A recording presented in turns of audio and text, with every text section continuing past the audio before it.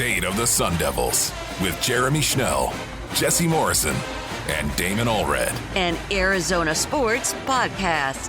Hello and welcome into another edition of State of the Sun Devils alongside Jesse Morrison and Damon Allred. I'm Jeremy Schnell. A 26-22 ASU victory that led to a field storming over the number 7 team in the country. Texas Tech made a really big comeback there in the fourth quarter and even took the lead, but ASU was able to rally, and Sam Leavitt led a fourth quarter drive, including a 4th and 2 conversion to Jordan Tyson. Damon, what are your overall thoughts on this win for ASU? My thoughts are that I was very impressed with what the defense did early in this game, for 3 quarters of this game. But the special teams really reared its head there at the end and gave Texas Tech life when it had none. I mean, someone was joking that ASU snatched defeat out of the claws of victory and then snatched victory out of the claws of defeat. And so that was just a win where you see what Sam Leavitt and Jordan Tyson can do in the clutch. I mean, there are just so few guys in college football that I feel like can be trusted as well as those two can. And, I mean, you see it. And with how the defense played today, I mean, Kenny talked about it post-game. The defenders talked about it post-game. They were flat out embarrassed from the Utah game. And it seems like the physicality in practice this week sure helped. I mean, the tackling was really good, and it was 3 and out after 3 and out to begin the game. And Kenny said that they're going to continue to practice like that. And, I mean, there are a lot of things to like about this game, but there's also a lot of things to not like. Yeah, let's start with Sam Leavitt, Jesse. I want to get to his performance specifically in the first half. Obviously, over 300 yards and a touchdown usually will win you football games if you don't turn the ball over. But in the first half, he started off slow, and I think it was really just getting into rhythm. He didn't play last week, trusting himself, trusting his whatever was ailing him, and going out there in the second half and figuring it out. And I think he did that. I was really impressed with Sam tonight, especially in the second quarter. In the first half, but mostly in the second quarter when he got it going. I mean, this was the best we've seen him play out of the pocket, I think, at ASU. Obviously, he was a little limited, you could tell, because of the lower leg thing, whatever it is. But he was definitely limited in that way, and he did take off and do some running in the second half. But for a while there in the second quarter, he was really just making the throws out of the pocket, and I was really impressed with that, and or rolling out a little bit and throwing. But yeah, it was the best. Like, it was the most NFL ready performance that I've seen from Sam Leavitt since he's been at ASU. And again, I think just him being back helped this entire team just have that energy, and along with the great crowd. Again, it was another amazing crowd here, and I just thought overall a lot coaches like to say, or Jonathan Gannon likes to say, mode of play. The ASU mode of play in this game was really good. I don't know if it was the crowd. I don't know if it was the physicality in practice this week, or if it was just that they were embarrassed last week. But the team came out ready to play in this one, and I have to think that a lot of it had to do with Sam being back, and he played quite well for someone that was dealing with an injury. I want to get to the performance of the defense because you touched on it, Damon, but to set up the defense, it was really the special teams that really struggled, that got Texas Tech back into this game. Obviously, a short field is tough to deal with, and the defense didn't seem to, break in the first half when they were, giving Texas Tech short fields.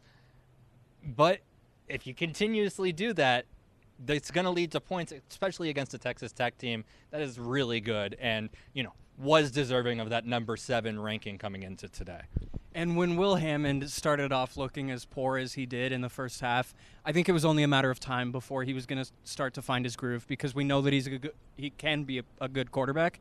And so just once he was able to get into form, I think that played a part of it too, not just the defense kind of relaxing a little bit there at the end. But, I mean, talking about the special teams, Kenny said it was atrocious and it needs to be addressed, but, I mean, it's just such a factor when you cannot cover punts and cannot punt and all sorts of things like that. And, I mean, something's got to change, I feel like, with how the special teams is going. And I mean, yes, it's wonderful when you have a Jesus Gomez now as opposed to what you've had last year. It's nice that those kicks can be made. But again, like, this gets to another point. The red zone was, again, an issue today. Yeah, I did want to talk about the special teams a little bit, but I kind of wanted to talk about it in a positive light. Actually, like, yeah, it was bad.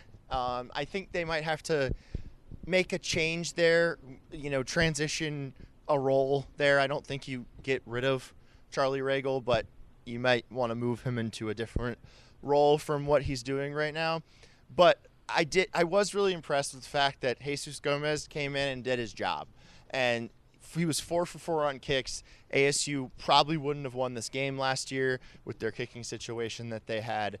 And it was good to see them be able to, overcome their bad special teams in other areas with what they did with the kicking game tonight. We're going to give the defense their flowers in a second. I just want to specifically go back to the kickoff toward the end of the game, giving the ball back to Texas Tech.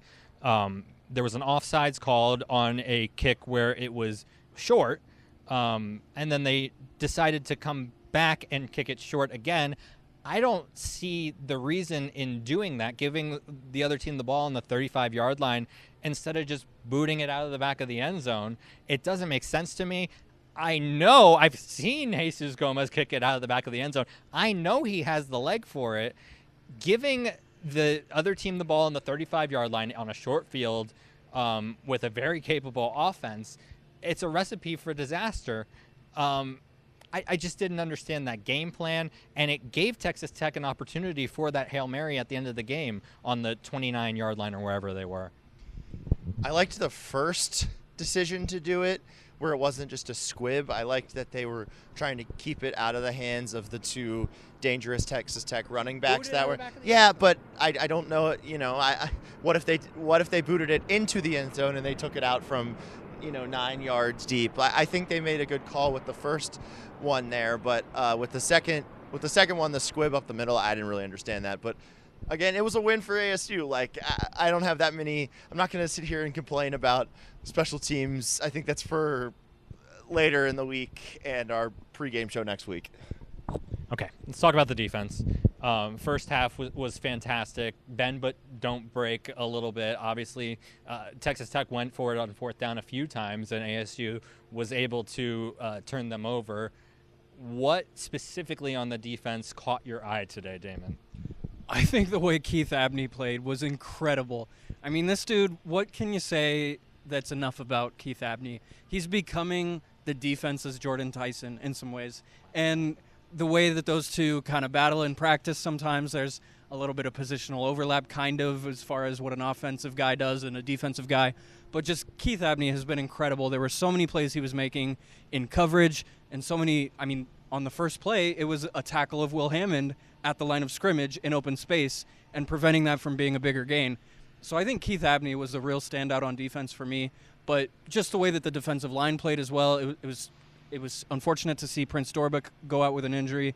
But I really think that the defensive line played really well.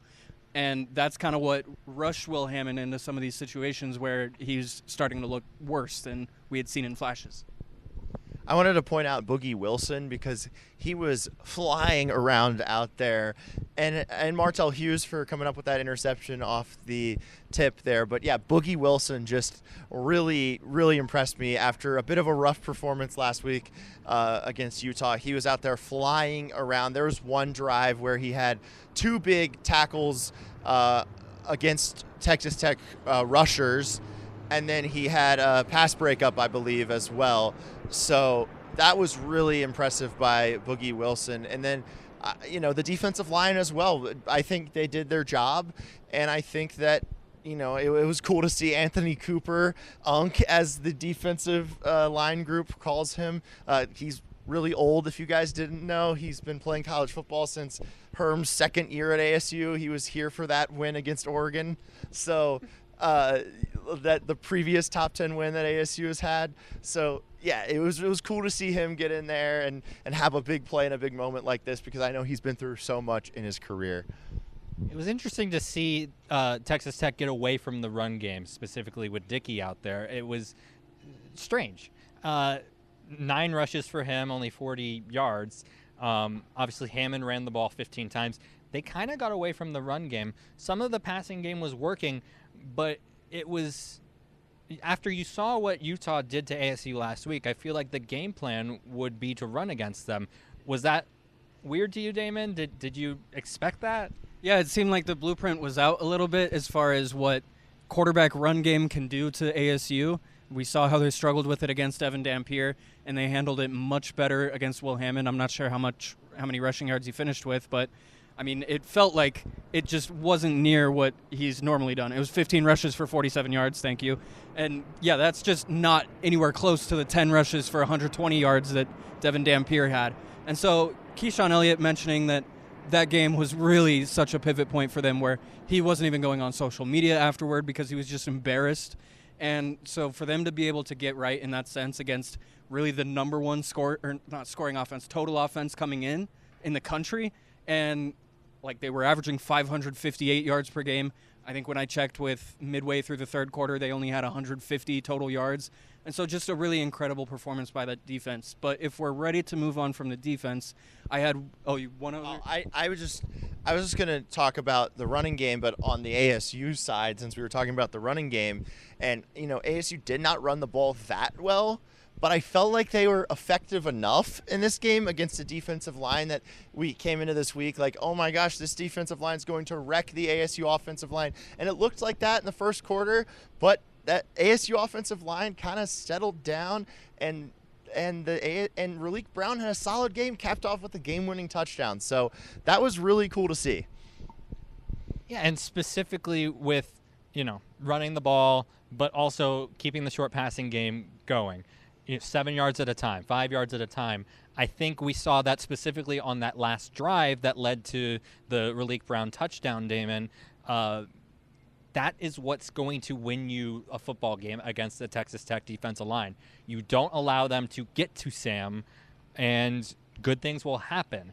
And I think that game plan was evident on the game-winning drive, and specifically, on the turning point of the game. Yeah, I mean, that was just a drive where that these guys have been in that situation before. Raleek Brown was talking about, this is just practice. We've done this so many times in practice, the 2-minute drill stuff. And for me, a really unsung part of this game that we haven't talked about yet is Makua Pule, who I think had a pretty strong game as a center. I mean, we didn't see much of the snapping issues that we had seen in the past with different guys, but the point I really want to make about Makua Pule is the point that Sam Leavitt made in postgame, which is that's a guy that Sam trusts. He said back in June, he was like, this is a guy that I trust, that I want snapping me the ball. And he said it's because he has a demeanor similar to Leaf Fautanu. And if you suddenly have another Leaf Fautanu, that would be huge. Obviously, there's been so much that Leaf has done that Makua is yet to do. But if he can kind of get set on this path, and then you can maybe put Wade Helton back at guard when he's healthy, that could be a very dangerous combination for ASU. I was about to bring up exactly what Damon said. Makua Pule is the center going forward for this team. I think that's been decided by this game and by the fact that Sam, the words that Kenny used, I believe, were that Sam had said, why not Makua or why not Pule in the summer? I mean, I think they probably should have gone with him from the start. He's a really good player. And sometimes you just find things out due to injury.